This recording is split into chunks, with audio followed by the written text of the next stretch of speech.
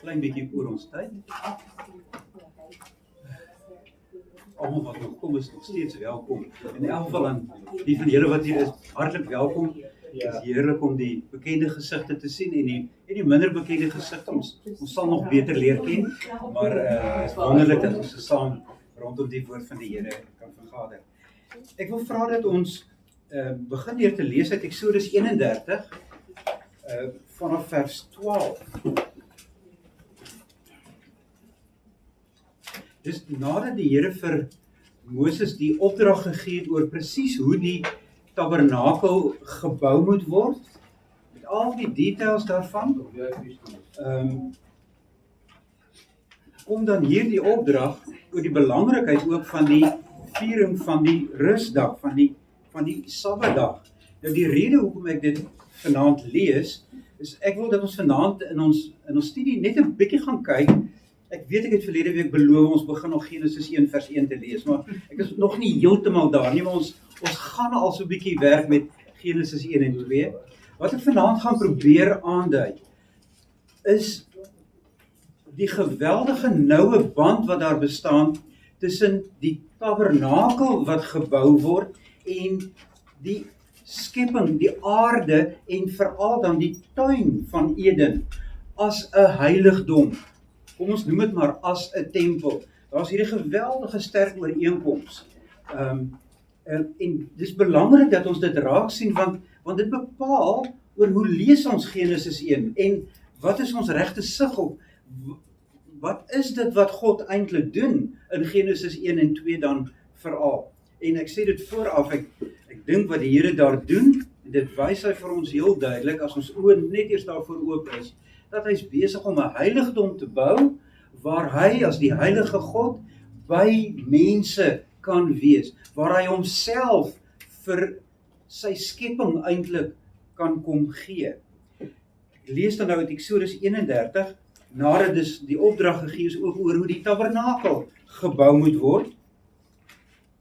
Toe het die Here vir Moses gesê, jy self moet vir die Israeliete sê, my sabbate moet julle beslis onderhou, want dit dien as 'n teken tussen my en julle, vir al julle komende geslagte, sodat julle kan weet dat ek, die Here, die een is wat julle heilig. Julle moet die Sabbat onderhou, want dit is heilig vir julle. Wie dit ontheilig, moet beslis sterf. As enige iemand op die dag werk, moet daardie persoon onder sy volk uitgeroei word. 6 dae lank mag daar gewerk word, maar op die 7de dag is dit 'n buitengewone Sabbat, gewy aan die Here. Elkeen wat op die Sabbatdag werk doen, moet beslis sterf. Die Israeliete moet die Sabbat onderhou deur die Sabbat in hulle komende geslagte te vier as 'n ewige verbond. Dit dien as 'n ewige teken tussen my en die Israeliete.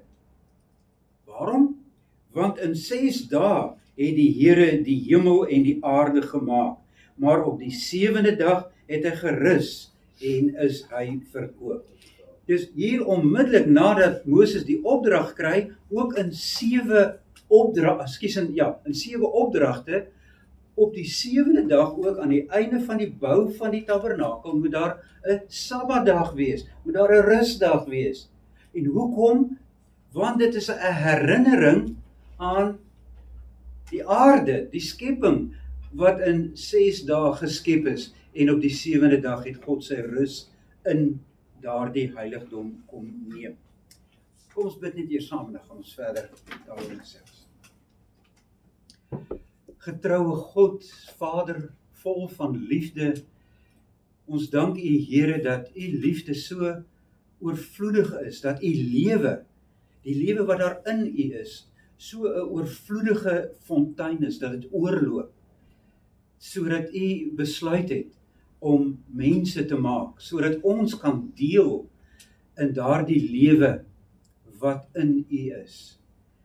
En Here, daarom dank ons U dat ons ook in ons samekoms vanaand mag leef uit U en deur U en tot U, want Here, so is alle dinge. Daar bestaan niks wat nie uit U ontstaan het nie. En daar is ook niks wat hulle doel bereik as dit nie is om ook weer vir U te lewe nie. En gee Here dat ons daarin elke dag meer en meer gevorm sal word in ons gedagtes, in ons optrede, in ons doen en late. Wil U in die goedheid ons saam wees seën en dat ons die rykdom van U woord steeds meer en meer deel van ons lewe sal hê. Ons bid dit in Jesus se naam alleen. Amen. Goed mense, julle het die aantekeninge gekry. Ek gaan nie alles lees wat ek nou daar geskryf het nie. Ek dink wat wel belangrik is net as 'n inleiding wil ek net weer beklemtoon, en ek sal graag 'n bietjie julle reaksie net daarop wil kry, dat dit is baie belangrik dat ons altyd weet, nie net by die lees van Genesis nie, maar by enige Bybelboek. Trouwens by enige literatuur wat 'n mens lees, moet 'n mens altyd weet dat jy kon lees dit met 'n sekere verwagting wat jy in jou kop het. Nee, jy het reeds 'n idee van wat daar staan of wat daar behoort te moet staan. En juis vanuit daardie verwagting uit lees ons dan dikwels ook. Ja, nie dikwels nie, ons lees ons maar altyd enige teks, of dit nou die teks van die Bybel is, of dit 'n gedig is, of dit 'n verhaal is, of dit 'n biografie is. Jy het bepaalde idees.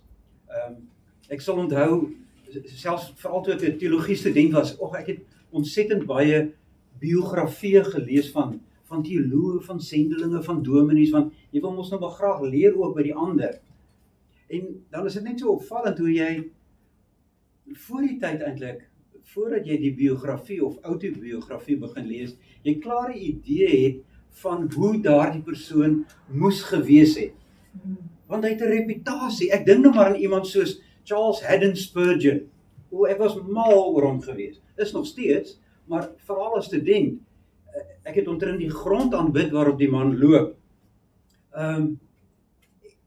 Totdat ek sy autobiografie gelees het, ek het lekker dik boeke, kom ek agter my is in menige opsig 'n totaal ander mens as wat ek myself voorgestel het.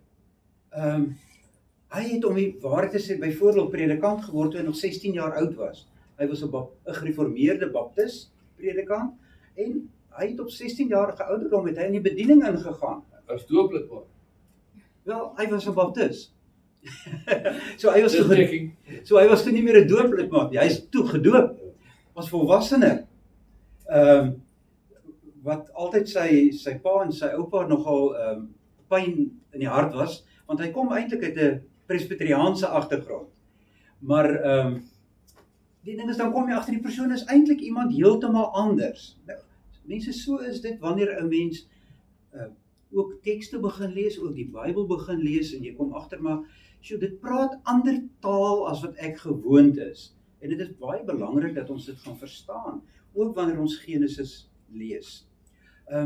Hoe oud, kom ons hoor gou, hoe oud is die teks van Genesis ongeveer? As julle nou so vinnig moet raai, miskien is daar van julle wat weet, wat dalk nog 'n bietjie navorsing gedoen het. 6000 jaar. Ja, niks minder as minimaal 3000 jaar. Minimaal. Goed. En dit is geskryf deur 'n westerling in Europa, né? Lekker blou oë en westerling soos ons. Ja? Nee. Absoluut nie. In watter tipe kultuur ontstaan Genesis? Nabye Ooste. Dit is 'n klomp rare mense, jong. Kyk hoe graag maak hulle oorlog. Tot vandag toe nog. Die spulletjie het nie veel verander nie, hoor. Hulle hou graag oorlog, en oorlog is 'n sentrale deel van hulle kultuur. En so sien ons dit ook later by Israel.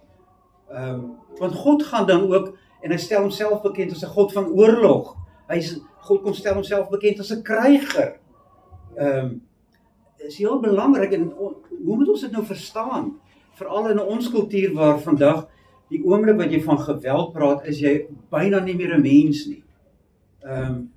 Dit alles is so anti-reg en geregtigheid, alles is so anti-geweld, dat geweld byna die verkeerdste ding is wat daar kan gebeur op planeet Aarde. terwyl ek dink die Bybel wel vir ons 'n bietjie 'n ander perspektief gee. Waarom ek nie sê kom ons gaan hoor ander mense uit nie, dit is glad nie wat ek impliseer nie, maar die Bybel praat wel en kyk wel heel anders na geweld, want dit kom uit 'n bepaalde kultuur uit. Nou, Genesis het ontstaan in 'n kultuur waarin mense op 'n bepaalde manier na die wêreld gekyk het. En nou kom die Here en hy wil sy volk wat hy nou daar tussen hulle wil gaan laat woon. Letterlik onthou, hy sit hulle nie eers aan een kant in 'n hoekie van planeet Aarde nie. Hy sit hulle op 'n plek wat toe alreeds maar ook later eintlik die sentrum was van kulturele ontwikkeling, van beskawings. In die haartjie van een van die belangrikste handelsroetes van die wêreld. Dink maar aan Egipte aan die een kant met al sy rykdom, Noord-Afrika en dan die Midde-Ooste en die Ooste waarin daar geweldige handel plaasgevind het. Daar op daardie roetes kom plaas die Here sy volk. En nou kom praat hy met hulle 'n taal en hy laat hulle ook 'n taal praat. By taal bedoel ek nou 'n teologiese taal, 'n geloofstaal wat die mense van daardie tyd kon verstaan. Dit was vir hulle nie heeltemal vreemd nie. Ja, die boodskap was wel vreemd. Die God wat hulle daardeur ontdek is heeltemal anders as hulle gode. Natuurlik. Die karakter van die lewende God van Israel is heel anders, maar hy tree in baie opsigte op soos die gode wat hulle ken. So is heel belangrik dat ons dit moet gaan verstaan. Ons kyk dikwels na Genesis 1 wanneer ons dit lees deur die oë van Sondag 9 van die Heidelbergse Katekismus. Kom ons wees maar heel eerlik, ek dink daar lê vir ons die vergrootglas of die mikroskoop of die venster waardeur ons kyk na Genesis 1. Nou, wat bely ons in Sondag 9 van die Heidelbergse Katekismus? God die skepper en versorger. Glo in God die Vader, die Almagtige, skepper van hemel en aarde, en dan heel belangrik, hy is skepper van hemel en aarde, wat alles uit niks geskep het nie, en deur sy ewige raad en voorsienigheid nog onderhou en regeer. Nou, daai uit niks is nie toevallig daar nie. Die van julle wat julle Latyn nog goed onthou van hoërskool af sal onthou, in Latyn word dit genoem ex nihilo. Julle ken dalk die uitdrukking, om te skep uit niks is ex uit nihilo, uit niks uit nie. Nou dit is 'n tegniese term wat ook in die filosofiese wêreld veral van die middeleeue en die laat-middeleeue en daarna gefunksioneer het. Mense, as jy met Moses gepraat het en jy het gesê God het alles ex nihilo geskep, dan het daar soke groot vraagtekens in Moses se oë opgekom. Waarvan praat jy, meneer? Want Moses het nie in daai terme gedink nie. Dis 'n term van die latere wetenskap wat veral in die Weste ontwikkel het, in die westerse kulture en filosofie. Maar tereg beland dit dan nou so in ons belydenisgeskrif, en ek het nie 'n enkele woord teen dit wat staan in ons belydenisgeskrif nie. Al wat ons net moet onthou is, wanneer ons nou Genesis 1 gaan lees, moet ons heel versigtig wees om ons ex nihilo brilletjie op te sit en dan Genesis 1 te gaan lees. Ek gou vra Hebreërs 11 vers 3 staan daar, deur geloof verstaan ons dat die wêreld deur die woord van God geskep is. Gevolglik het dit wat gesien word nie uit die sigbare ontstaan. Ja. Is dit nie ex nihilo by implikasie nie? Nee, want as jy daardie teks nou juis in sy konteks gaan lees, is hy besig met 'n hele argument om vir die Jode van daardie tyd wat terug wou gaan na die sigbare tempel, vir hulle te wys maar daar is 'n onsigbare tempel. Alles het ontstaan uiteindelik uit die onsigbare uit. So dit sê nie uit niks uit nie. Dit sê uit die onsigbare, en daardeur wys hy, en jy sal dan later ook in die hoofstuk sien, waarna verwys hy as hy dan sê, kom maar die van julle wat by die Hebreër Bybelstudie was, waarvan praat hy as hy daar praat van die onsigbare waaruit alles ontstaan het? Dis nie niks nie, dis nie ex nihilo nie. Jesus. Ja, 'n bietjie meer spesifiek. Hy sê dit het ontstaan uit die die hemelse heiligdom wat onsigbaar is. En hoekom beklemtoon hy dit? Want die Jode van die tyd waarin Hebreërs geskryf is, wou teruggaan na die sigbare tempel in Jerusalem. En nou beklemtoon hy die hele tyd vir hulle mense, selfs Abraham het sy geloof gerig nie op 'n sigbare tempel nie, maar op 'n onsigbare tempel. Want van daaruit het selfs die sigbare tot stand gekom. So dit is nie, hy leer nie daar, dit het uit niks uit tot stand gekom nie, maar die bron is God. Nou, mense, dit is presies wat Genesis ook wil sê. God is die bron van die skepping. God is die bron. Maar ons moenie dit gaan lees asof hier letterlik staan, nou het God alles uit niks uit gemaak nie, want dis nie hoe Genesis 1 begin nie. Kom ons lees gou Genesis 1. Ek beloof ons gaan so 'n bietjie Genesis daarom lees. Kom ons lees dit gou. Die eerste 2 verse.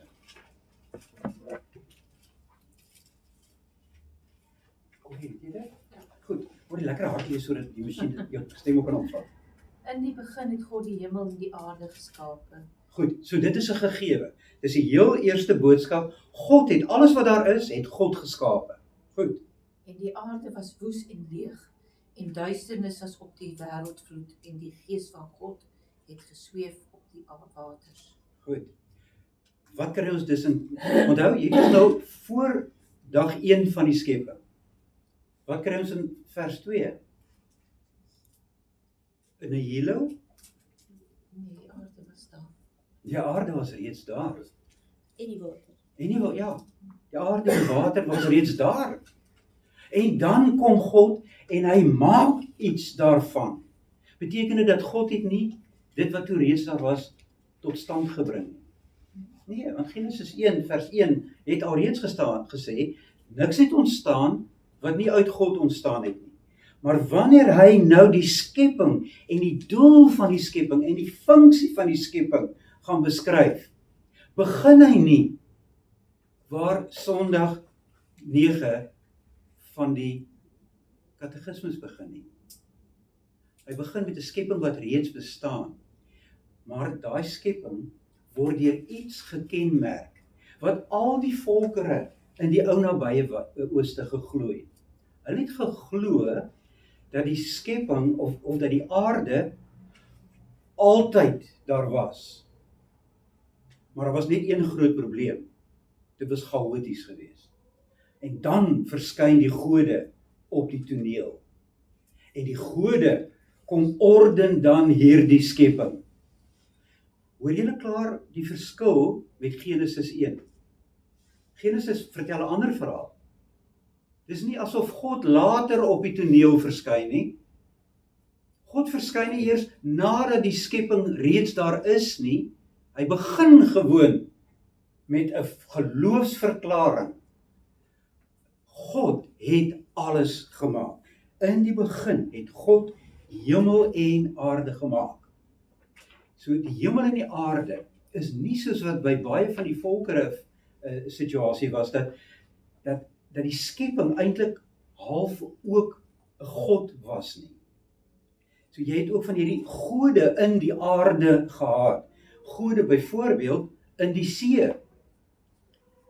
En die mense het dit geglo, want die see was vir hulle 'n plek wat hulle nie beheer oor gehad het nie. Dis 'n plek waar hulle onveilig gevoel het.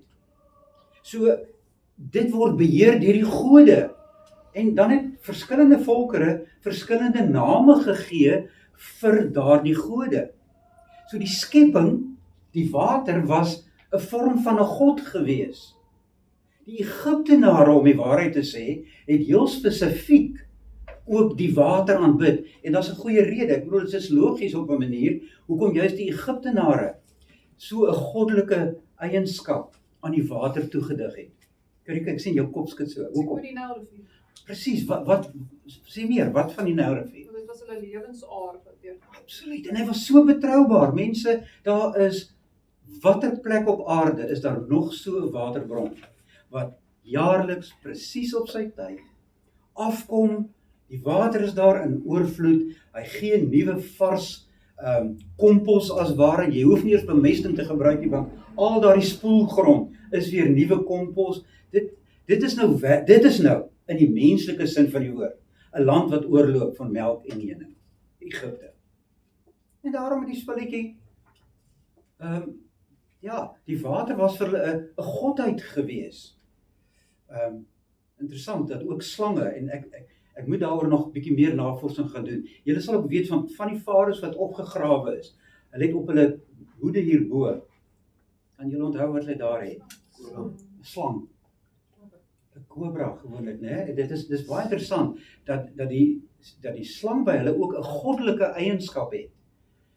Ek wonder nog, en miskien kan van julle my help daarmee, waarom dan juis in die paradys, die een wat die volk, of wat dan Adam en Eva kom verlei, juis 'n slang is.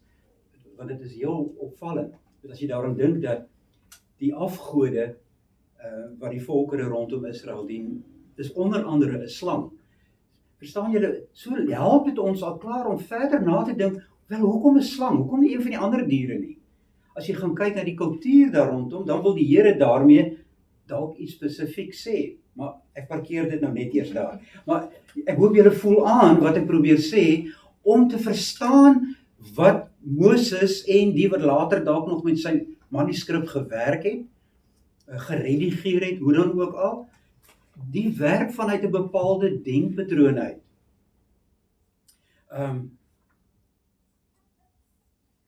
En wat dan heel belangrik is dat daardie volkere ook tereg die aarde gesien het as 'n heiligdom, as 'n tempel. En daarom het jy in daardie streke het jy ongelooflik baie tempels of dan ten minste heilige plekke gekry. Dink nou net gou 'n bietjie wat ons self in die Ou Testament lees.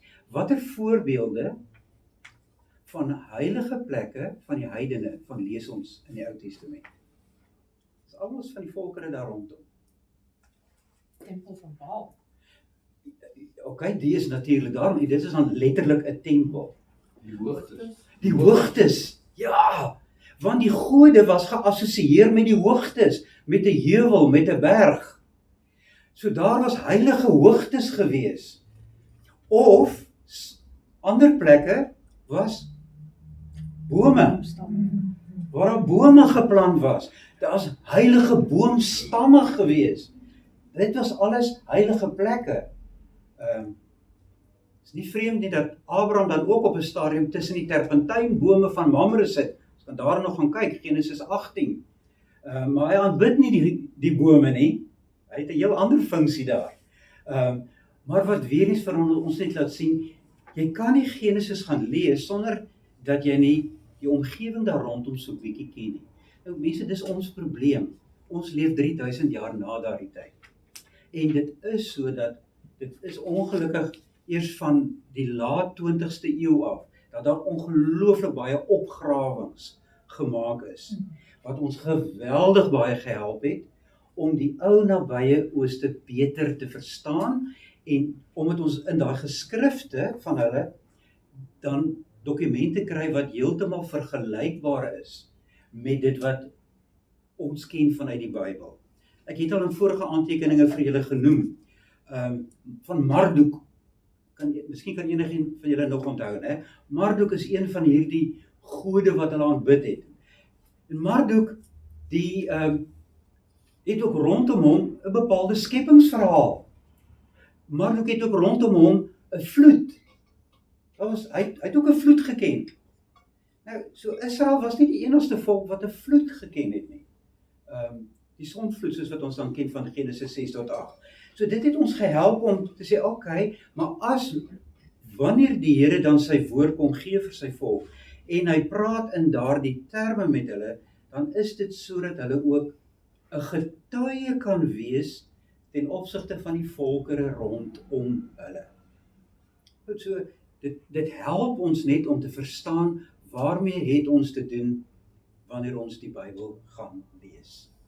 So ons lees nie westerse prosa nie of westerse poësie nie.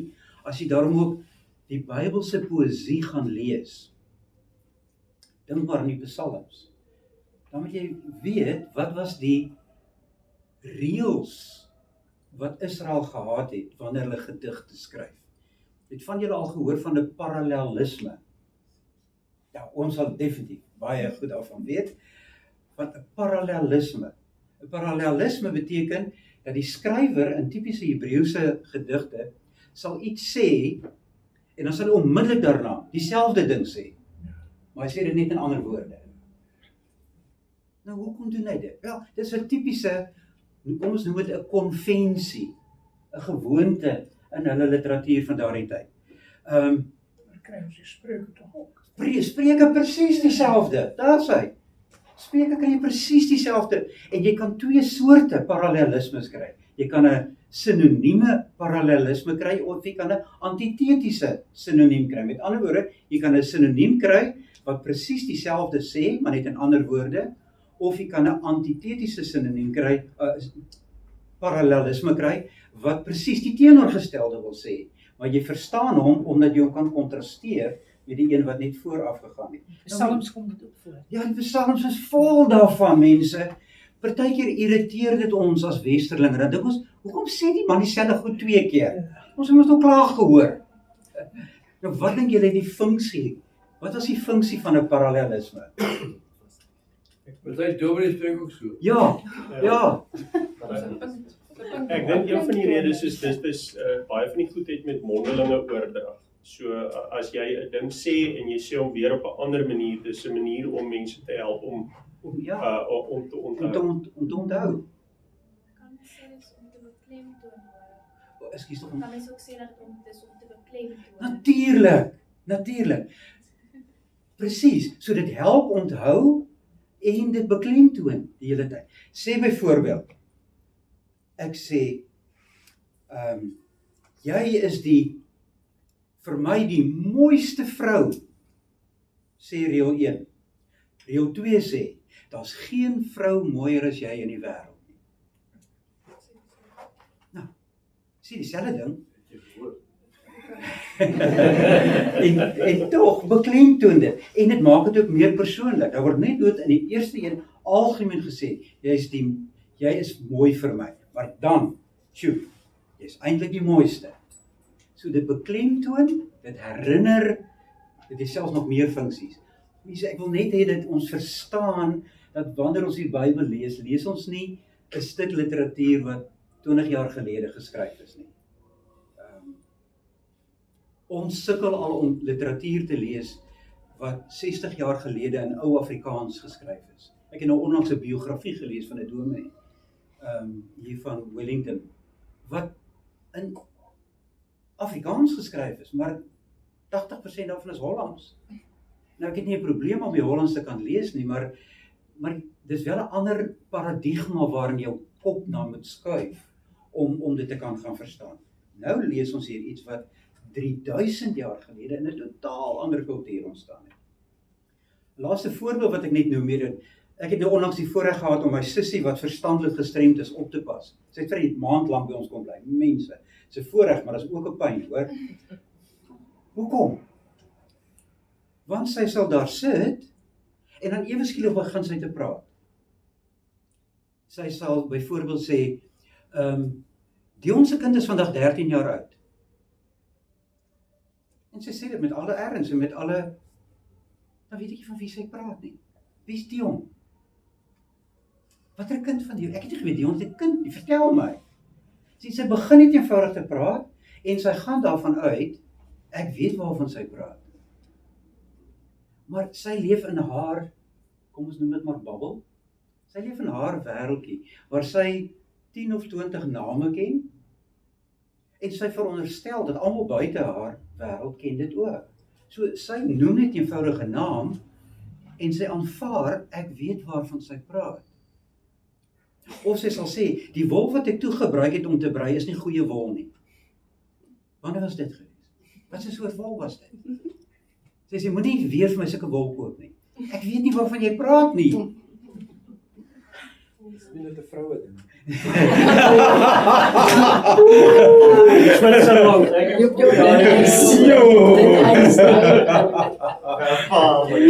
Ek is so bly iemand anders sê dit.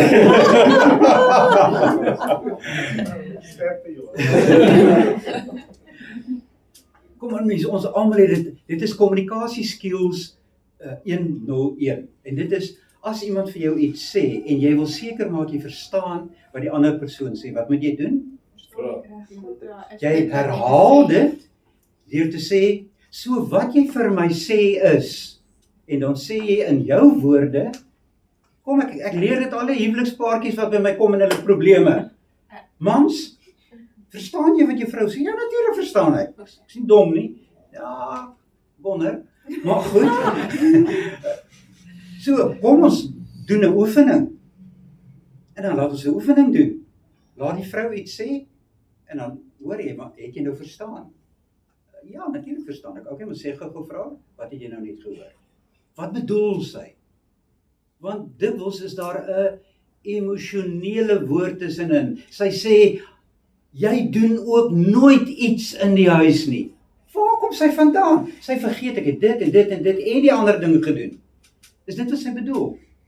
Nou Johannes, sy sê jy doen nooit iets in die huis nie. Nooit? Sien, ek en jy het so gevaar, kies iemand anders. ons hou vas by die woord nooit. Hoe kom Petrus sê, mans, julle moet verstandig met julle vrou. Jy moet daar bestudeer. Veilig. Ander woorde, die woordjie nooit word gebruik in 'n konteks van frustrasie by haar kant. Sy is duidelik gefrustreerd.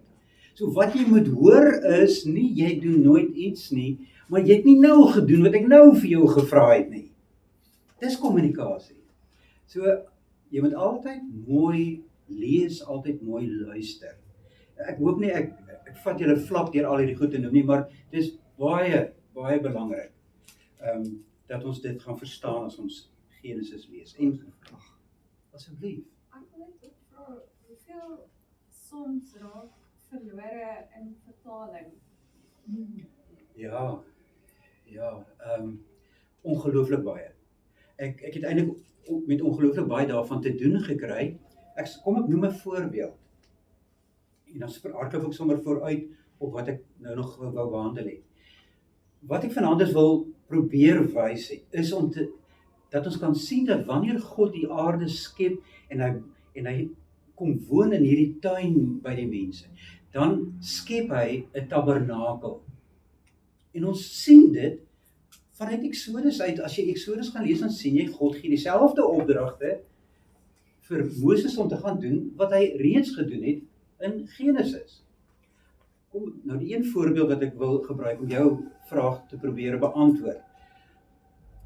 Wanneer God vir Adam en Eva uiteindelik in die tuin plaas, dan staan daar en God het Adam en Eva in die tuin geplaas sodat hulle wat kan doen? Gaan bewerk en bewaak. So, waaraan dink ons? Ja, hy moet gaan plant en hy moet gaan allerhande. Ja. En kom ons wees maar eerlik vanuit die gereformeerde arbeidsperspektief, né? Ons as gereformeerdes is oor die algemeen harde werkers. So, ek dink nou maar aan Klaas Skilder wat by geleentheid dan oor daardie woorde sê, hier is die kultuuropdrag van die mens. Die mens moet fabrieke ontwikkel en hy moet, net die industriële revolusie het sy fondasie daar in Genesis 3, want God het vir Adam en Eva gesê, hulle moet werk en bewaar. So ons moet werk en ons moet ontwikkel. Okay. Dit mag alles waar wees, maar dit is nie wat Genesis 3 sê. Genesis 3 gebruik het in Hebreëus, en ek gaan julle nou nie met die Hebreëus verveel nie, maar dit is opvallend, en ek het dit daarop in die aantekening, julle sal die teksverwysings kry, hoeveel keer, elke keer in die Ou Testament, wanneer daardie Hebreëse woorde saam met mekaar gebruik word, julle moet werk of bewerk en bewaar, werk en bewaar, word dit altyd gebruik om die werk te beskryf wat die Lewiete in die tempel gedoen het. Altyd. Dit word nooit in 'n ander kombinasie gebruik nie. So, as 'n Hebreër Genesis 1 lees, en hy ken mos nou al die tempel en die tabernakel, dis deel van hulle DNA. Ek het nou gaan kyk byvoorbeeld na daai teksgedeeltes se vertalings. Ek herken dit eers nie. So in die vertaling gaan daai bewerk en bewaar heeltemal verlore as jy nie die Hebreëus het nie. Die oomblik wat jy die Hebreëus het, dan sê maar dis presies dieselfde woord in Genesis 3. En dan sit later weer in 2 Kronieke is dit weer dieselfde, wanneer daar weer oor die priesters gepraat word, oor die leviete, wat die tempel moes versorg. Hulle het 'n tempel gekry. So, as hulle die tempel moet versorg, wat is Adam en Eva dus? Priesters. Is dit so moeilik? Sien? Sonder dat die woord priester gebruik word. Daar het jy dit. Het God met ander woorde hier 'n priester in sy heiligdom gesit. En hierdie heiligdom van God moes hy versorg. Hy moes sorg dat dit goed gaan daar. So Adam en Eva word as priesters daar geplaas. Heel belangrik. Sien, dan lees jy die teks ewe skielik met heel ander sig. En dan, as meneer die slang opdaag,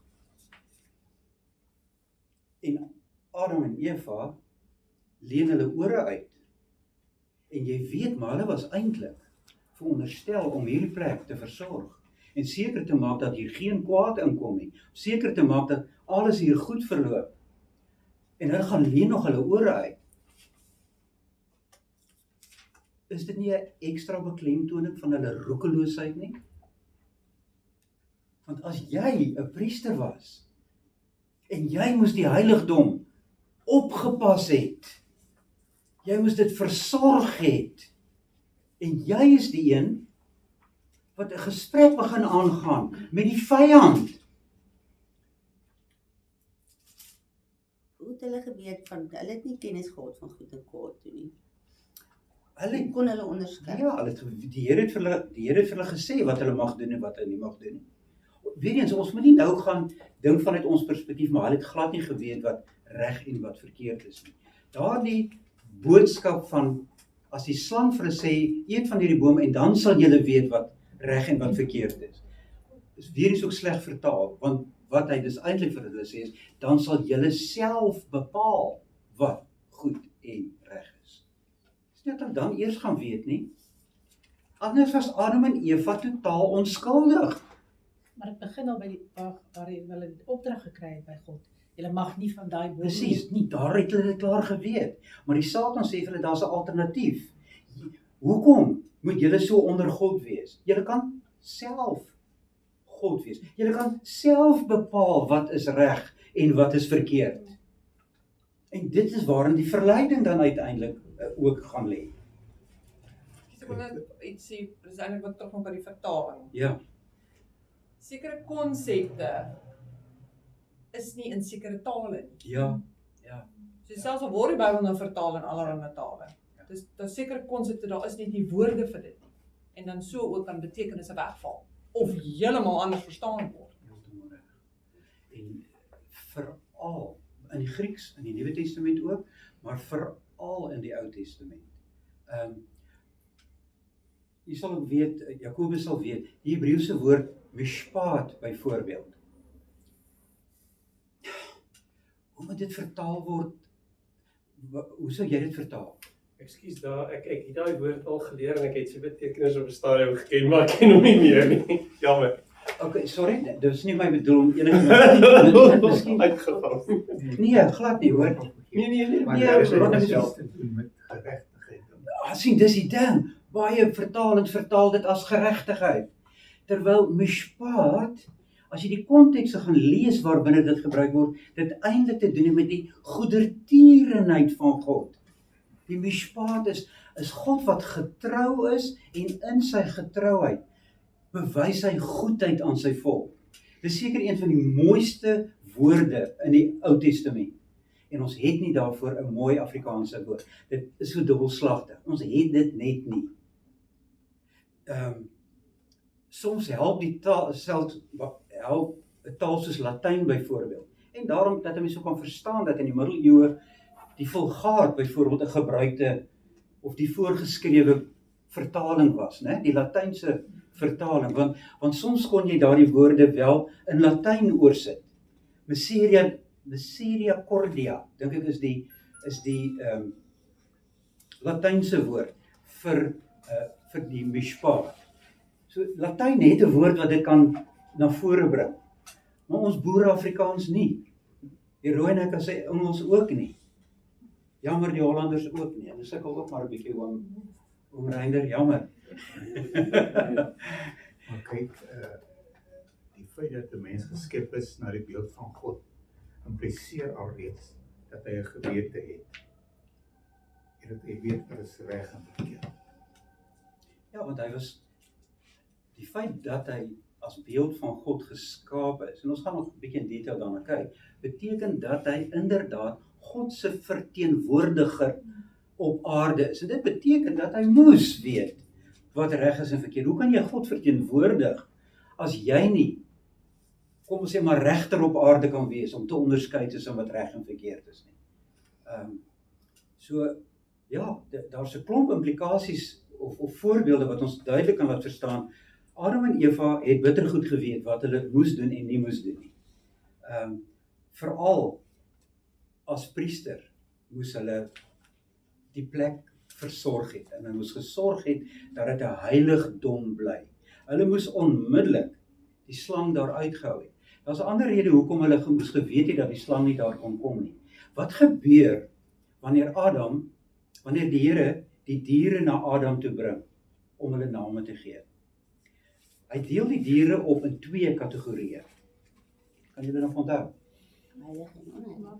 Nie heilig en onheilig nie, en ek kry dit nog nie so, later by Noag kry jy mens dit duidelik, is heeltemal later. Wilde diere, magdiere. Daar, Delia. Wilde diere en magdiere. Wilde diere en magdiere. Hy onderskei tussen die diere wat die mense domesticate het, dis domesticate diere, né? Dit is huisdiere, diere waarmee die mense vriende was, waaroor jy nie bang was nie, en dan is daar die wilde diere. Dit is opvallend, gelees vanaand 'n bietjie gou Genesis 3 by die huis. Wat word van die slang gesê? Watter kategorie was hy?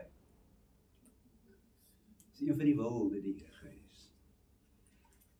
En hier gaan Adam en Eva, hulle gaan 'n dialoog aan met 'n wilde dier. Hier's klaar iets vreemds aan die gang. Hy's nie 'n domesticated animal nie. Adam het juis, deurdat hy hulle in 2 kategorieë gedeel het hy laat sien, maar met die wilde diere kan ons nie sommer so omgaan nie. Daar's ander diere wat magdiere is. Kom maar mense, dit is presies wat ons uiteindelik, wat lees ons uiteindelik in Openbaring 21 en 22 van die magdiere en die wilde diere. Ons kry 2 voorbeelde, een van 'n magdier en die ander van 'n wilde dier in Openbaring. Die leeu en die lam. Okay, wat se kategorieë het ons dus daar? Mag en nie mag. En wat gebeur met die leeu en die lam? Leeu langs mekaar. Die leeu en die lam in die nuwe skepping gaan lê langs mekaar.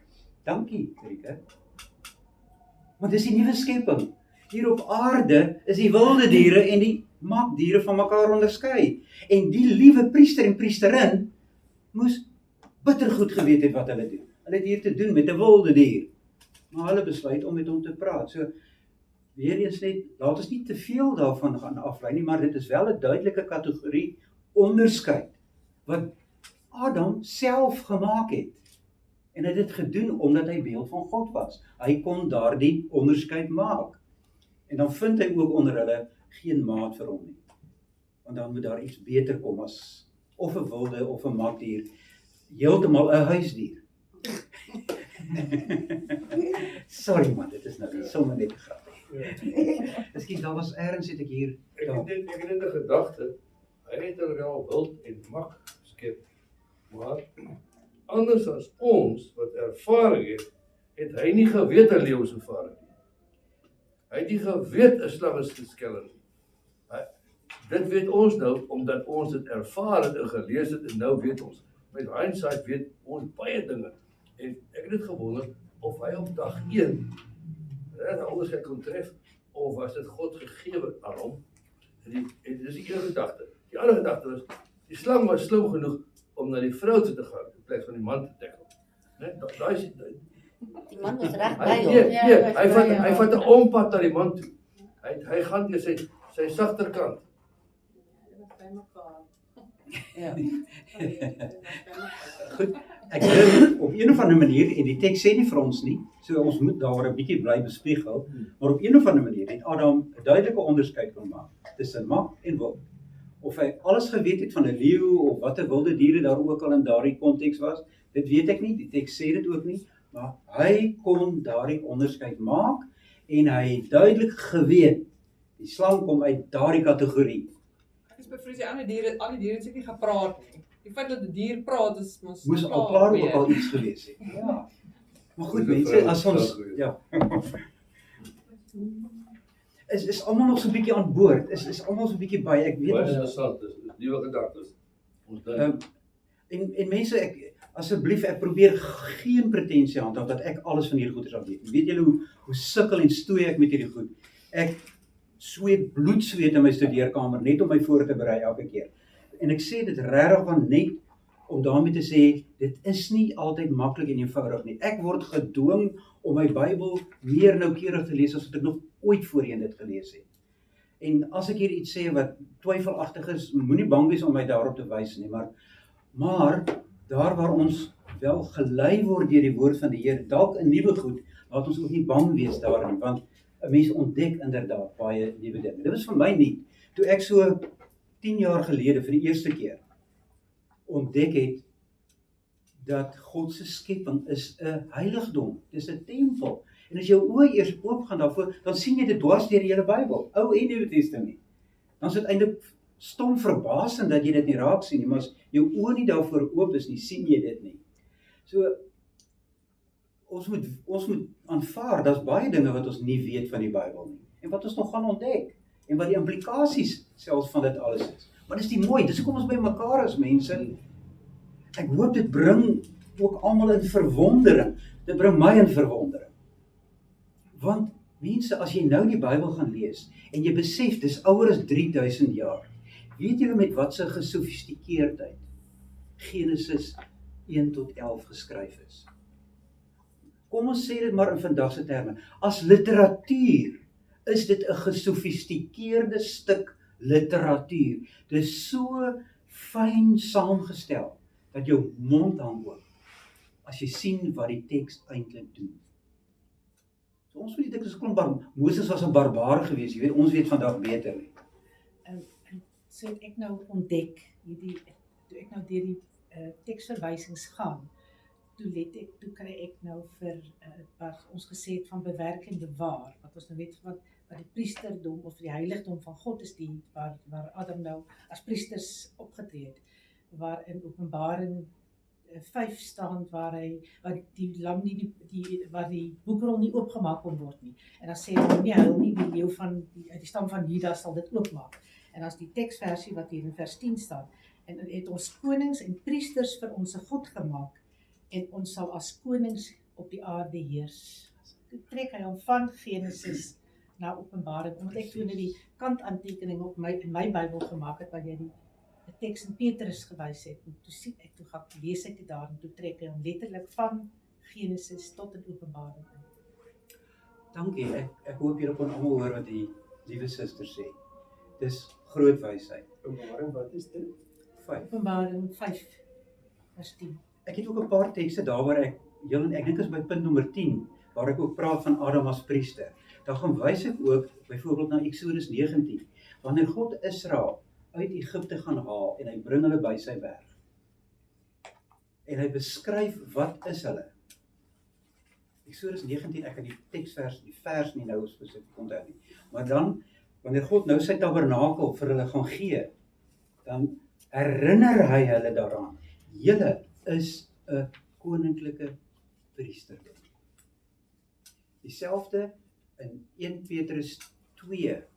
Miskien as julle op julle aantekening, ek het dit nou net hier voor my oop nie. 1 Petrus 2 vers 8 en 9. 8 en 9. As iemand dit oop het, miskien dit ook net gou vir ons lees. Jakobus, het jy dit al? Nee? Enigiemand wat dit weet. Ek het dit. Goed, Moet ek 8 en 9 lees? asseblief. Ek lees maar die vorige een ook. Daarom is dit kosbaar vir julle wat glo, maar vir ongelowiges geld juis die klip wat die bouers afgeteer het hierdie hoeksteen geword en 'n klip waaroor 'n mens kan struikel, ja, 'n rots wat jou kan laat val. Hulle struikel omdat hulle aan die woord ongehoorsaam is, hulle was daartoe bestem. Julle egter is 'n uitverkore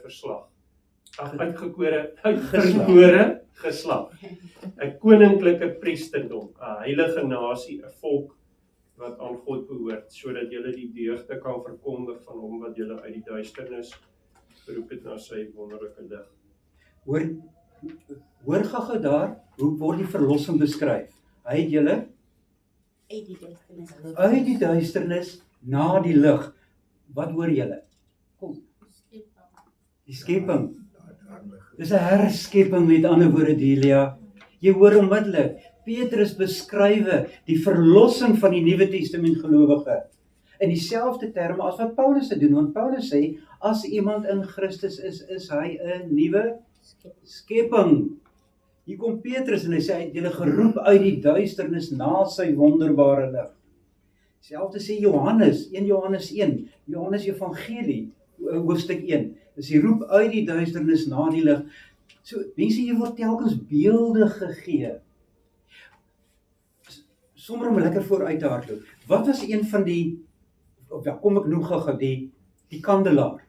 Wie van julle wil vir my ietsie vertel van die kandelaar, sy plek en sy funksie binne die tabernakel? Lig. Heel belangrik. Die hele tyd brand. Ja. En wie moes daarvoor sorg? Priesters. Die priesters. Mense, dag en nag, meneer Adam en Eva, dag en nag moes die priesters sorg dat daar altyd lig skyn. Dis wat Adam moes gedoen het, en die Papa het dit nie gedoen nie. Goed? Julle verstaan wat ek bedoel. Hy het nie sy priesterlike werk gedoen nie. Die priesters moes sorg. En dis ook opvallend, waar het die menorah, wat is die ander naam daarvoor, die 7-armige kandelaar, waar het hy gestaan? Wie van julle kan onthou waar? Reg voor die ark, maar net aan die ander kant van die gordyn. Met ander woorde, nie in die allerheiligste nie, maar net aan die ander kant. Jy die ark in die allerheiligste, dan jy die voorhangsel en reg voor dit staan dan die kandelaar. En dan word dit heel mooi beskryf, sodat hy sy lig oor die tabernakel kon laat val. Met ander woorde, die lig val nie na die allerheiligste nie, want God is daar. Hy is die lig en die lewe. Maar dan moet lig oor die volk skyn. So heel duidelik moes die kandelaar se lig na die volk toe wys, sodat hulle in God se lig kon lewe. En hy moes dag en nag skyn. En die werk kon doen in die lig. Presies. En nou is dit, ekskuus, vra Nee, maar. Dink gou 'n bietjie, is dit Eksodus 31, waar word die kandelaar beskryf? Mense, help my. Dit is Eksodus 31.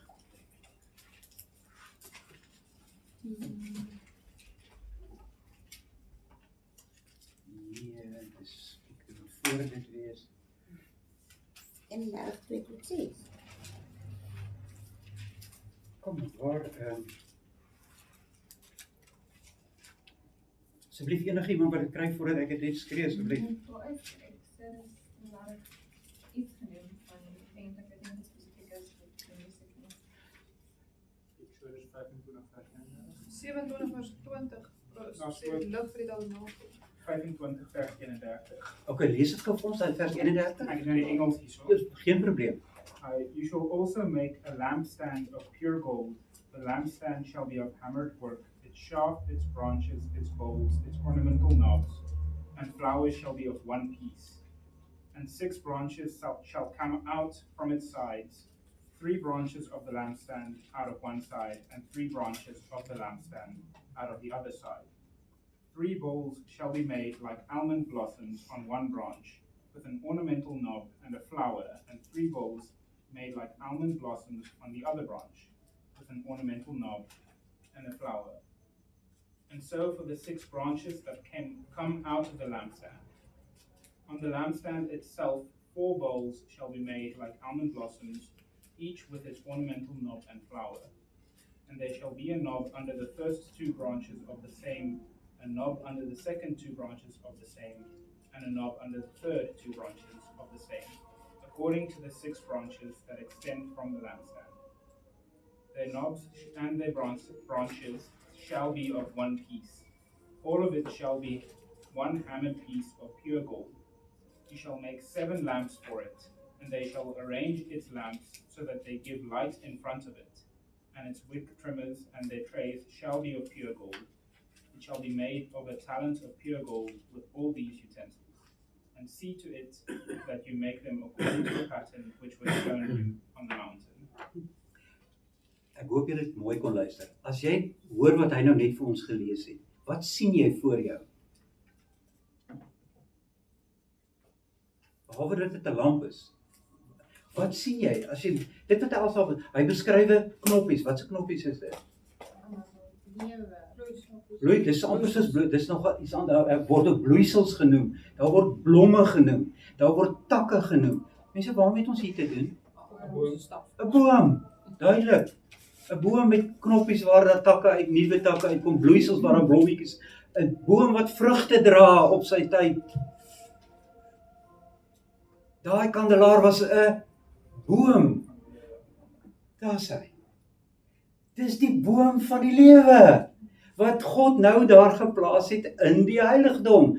Die boom van die lewe in die tuin is in 'n heiligdom. Sien julle die ooreenkoms? As jy gaan kyk gewoon Eksodus 25 tot aan die einde, al die instruksies vir die bou van die tabernakel, hoe al daai goed doodgewoon sy verteenwoordiging vind binne in die tuin van Eden, of andersins in Genesis 1 in die skepping. So daar het jy die boom van die lewe. Wanneer jy die tempel ingegaan het, kan jy nog onthou van watter kant af kon jy die tempel ingegaan het? Enige iemand anders wat weet? Ooste. Die ooste kant. Goed. Toe Adam en Eva uit die tuin moes uitgaan, kan julle onthou waar hulle uitgegaan het? East of Eden. Aan die ooste kant. Hoekom dink julle is die toegang van die tabernakel nou aan die ooste kant? Hoekom dink jy? Sien jy so diep. Dink jy daar's 'n verband tussen die twee? Dan moet wees. Ja, ek ook so. Toegang tot God. Is dit nie daar waar hulle uitgestuur is, gaan hulle nou weer in? Presies. Ritueel, onthou, dit is 'n kultus. Ja, 'n kultus. Met ander woorde, hulle voer 'n ritueel uit wanneer jy die tabernakel ingaan. Hulle moes ritueel uit 'n heiligdom uitgeban word. Ritueel kom jy nou weer by dieselfde plek in. Daar waar jy uit God se teenwoordigheid uitgeban was, kom jy nou weer van dieselfde kant af in. En dit was die kenmerk gewees, ook later van die tempel, wanneer in Jerusalem gebou word. Opening ooste kant toe. Het is mooi en is oulik om te dink, maar hoeveel kan ons dit werklik aanvaar, of is dit maar net 'n aanname, want die ooste kant is waar die son opkom, en almal in die wêreld van die ooste kant, selfs die begrafplase. Maar ons lees een teks.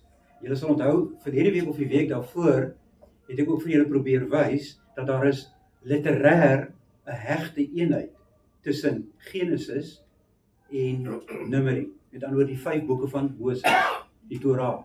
So as jy weet jy het hier te doen met boeke wat 'n hegte eenheid vorm, en jy lees by die een die ooste kant, by die ander die ooste kant, dan wil jy sê, ja, maar daar's ander mense wat die son aanbid het, wat aan die ooste kant is. Maar dis nie in hierdie teks nie. Hierdie teks praat van Israel wat geban is uit by die ooste kant, en nou nooi God hulle weer in by die ooste kant. Wat ook verder belangrik is, wat dit onderstreep, as God hulle uitban uit die tuin uit, wat plaas God dan daar by die toegang tot Eden? Engele. Want nou kom die engele doen wat Adam en Eva nie gedoen het nie. Wat doen die engele nou? Hulle bewaar nou. Presies. Mense later in die Nuwe Testament, veral Hebreërs, die van julle wat die Hebreër Bybelstudie baie gewoond sal onthou, In die eerste hoofstukke word daar die hele tyd 'n onderskeid gemaak tussen die mense en die engele. Dan staan daar, Christus het gekom vir die kinders van Abraham, nie vir die engele nie. Wat is die engele in die hemel? Dit is dienende geeste. Want die mens moes eintlik koning wees, nie die engele nie. Goed, so hier is die engele en hulle doen nou eintlik wat Adam en Eva moes gedoen het. Waar kry jy 'n mens in die tabernakel? Ook engele. Gerubs op die ark. Daar's gerubs op die ark. En op die voorhang. Op watter vorm? Hoe kan jy onthou? Die vlerke wat oor die ark so half beskerm. Presies. Dit beskerm nie net nie, dit skerm af. Sodat die mens nie sommer toegang het tot God nie. So die engele skerm af met hulle vlerke. Dink maar Jesaja 6, kry jy dieselfde beeld. Onthou julle daar die engele wat uitroep, heilig, heilig, heilig is die Here? Hoeveel vlerke het daai engele gehad? 6. Wat was die funksie gewees van daai 6 vlerke? Met twee het hulle gevlieg, het hulle self bedek, en die ander kant ook hulle self nie Voete. Miskien? Hulle voete bedek. Met ander woorde, hulle self, dit gaan dus daaroor om hulle self te bedek, want as jy in God se heilige teenwoordigheid kom, en daar is God in sy tempel, Jesaja 6, daar staan van sy kleed wat gehang het, tot op die vloer van die tempel, van sy heilige tempel. Die engele beskerm as ware God se teenwoordigheid, deur dus die hele tyd daaraan te herinner, God is heilig, heilig, heilig, heilig is die Here. Dit wat Adam en Eva moes uitgeroep het as priesters in die tuin, toe meneer die slang nader gesluip kom, wat moes hulle gesê het? Heilig, heilig, heilig is hier die grond. Dit was die taak van Adam en Eva. Want dis God se woonplek by die mense. Hierdie tuin is heilig. Maar dit is nie net op die verbondsark waar daar engele is nie. Daar's op ten minste 3 ander plekke in die tabernakel en later in die tempel nog engele. Weet net nou ook al. Op die voorhangsel, Oholiab en Besaliel. Julle onthou nog die 2 kerels se name? Besaliel en Oholiab was die 2 manne wat vol was van die Gees.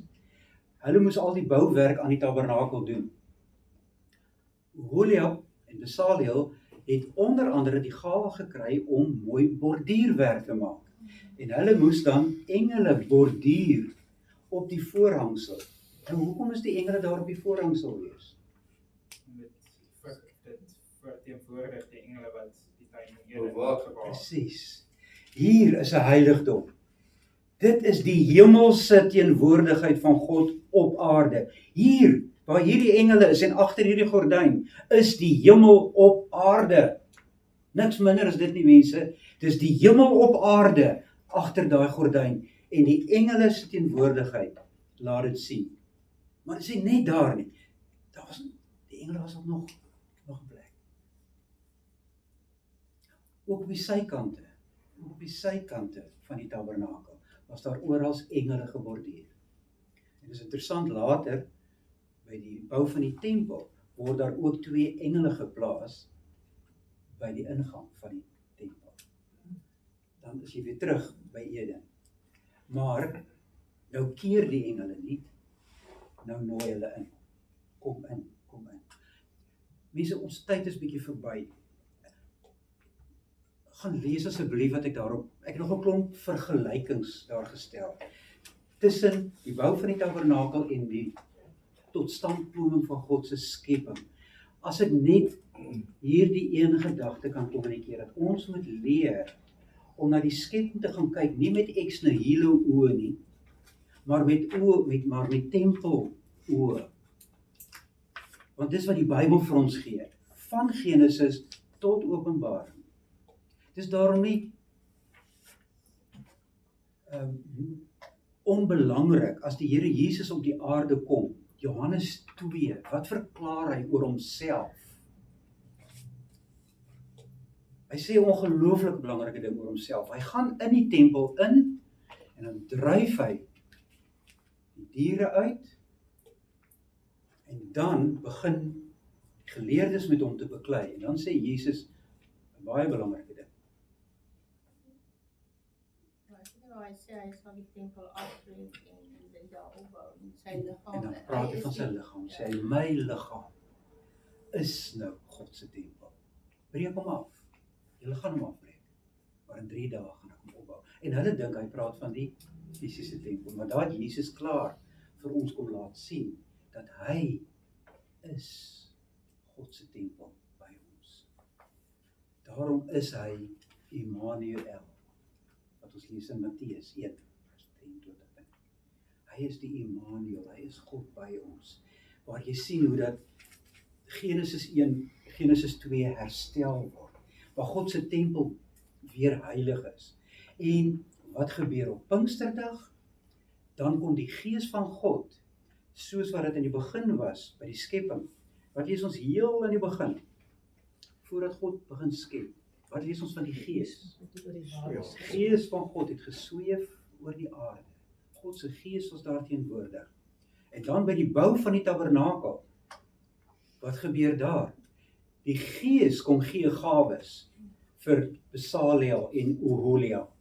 Want die tabernakel kan nie gebou word sonder die Gees van God nie. En dis opvallend mense, as jy in Exodus deur gaan lees, dit raak later irriterend. Ons lees as gesin op die oomblik aan tafel dit. Elke paragraafie waar daar 'n nuwe ding gebou word, dan staan daar, en Besaliel het dit en dit gemaak uit doringhout en uit suiwer goud. En Besaliel het dit gemaak uit doringhout en suiwer goud. En Besaliel het, hoekom was hy so 'n belangrike kerel? Nee, maar wat weet ons van hom? Hy's vol van die Gees. Die Gees het van hom besit geneem. En nou op Pinksterdag, wanneer God in die mens, in sy kerk, woning kom maak, wat gebeur op Pinksterdag? Handelinge 2. Dan kom die Gees en hy kom woon in ons as mense. Mense, en dit kan ons net waardeer as ons ook al verstaan waar gaan dit in Genesis 1 en 2. Ek hoop ek kan julle oë so, as dit net op klein skreefies oopmaak daarvoor, dat ons met goeie aandag moet lees. En ek verstaan, dit is nie altyd maklik nie. Tereg is daarop gewys dat ons vertalings is nie altyd behulpsaam nie. Maar dis nou maar hoekom ons ouens so bietjie Grieks en bietjie Hebreëus gaan lees. Regtig, want dit help. Dit help regtig. Ek net een dingetje sê, ek wil amper sê nog belangriker as die Grieks en Hebreëus is dat 'n mens die Ou Testament ernstig opneem. Asseblief. En dit is regtig, ek bedoel, daar's baie kerke waar die Ou Testament amper geen rol speel. Presies. Ek het nou die dag na iemand geluister wat gesê het oor die Ou Testament, ook as mens mooi daaroor dink. Wat is die offers in die Ou Testament as dit nie na Christus heenwys nie? So dis die uitstaande ding. Ek bedoel, dit is eintlik in 'n sekere sin, ekskuus dat ek dit so stel, ek gaan dit nou skerp stel, maar tekens, padtekens is gemors as dit nie na iets anders wys nie. En al hierdie tekens en hierdie goed van die offers, want dit is tog, dis baie van die goed, dis tekens. En 'n mens hoef nie Grieks of Hebreëus of wat ek in die goed kan partykeer maar verkeerderig vertaal wees. Maar daar's oor genoeg tekens van, ek bedoel hierdie hele ding van die tempel, hierdie ding van die kandelaar, al hierdie goed, net om daaraan aandag te gee. En dit word baie keer word dit eenvoudig net, daai deel van die Bybel word net uitgehaal. So ek wil amper sê dat hierdie goed druk ons neus daarby om te sê, maar hoorie, hierdie goed wys na iets. As die hele skrif deur God ingegee is, dan moet hierdie goed, dis nie self belangrik wat ons nou self moet gaan tempels bou en sulke goed nie, maar dis tekens wat wys na die ware, wat eintlik dan op Christus wys wat die tempel is. Baie dankie. Ek kan net amen sê daar. Enige iemand wat nog ietsie wil sê, asseblief, moenie bang wees nie. Ek het nog nooit so lank aanloop na Genesis 1 gehoor nie. En ek het elke maandag gefascineer. So dankie. Goed, dankie. Sou jy dalk kan sien of ons eindig met gebed? Ja. Asseblief. Ons Hemelse Vader, U is almagtig. Ons is swak en sondig. Ons is hier by mekaar om meer van U almag te leer. Wil U met die Heilige Gees elke keer as ons by mekaar kom in ons midde wees, om ons gedagtes te lei, sodat ons sal sien die geweldige omvang van dit wat ons nie kan naaste by probeer om alles te verstaan nie. Dankie dat u daardeur ook vir ons plek as skepsels uit die hand leer. Dankie dat u ons help deur hierdie byeenkomste om te groei in ons geloof en in ons begrip, sodat ons beter kinders van u kan word en die beeld steeds meer en meer vertoon soos ons vorentoe gaan.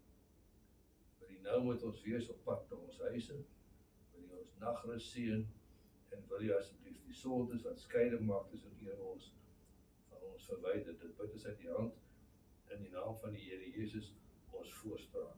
Amen. Dankie vir julle geduld, mense. Waardeer dit.